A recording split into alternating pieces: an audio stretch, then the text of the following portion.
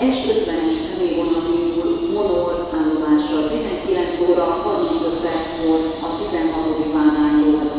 A vonat minden állomáson és megállóhelyen megáll.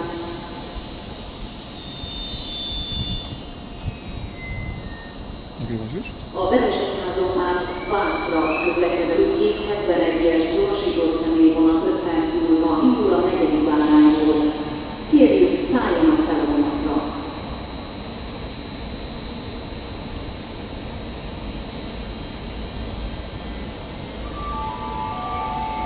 Kérjük kedves utasainkat, hogy segítsék megőrizni a tisztaságot, a szemetet a hulladékgyűjtőzetokon.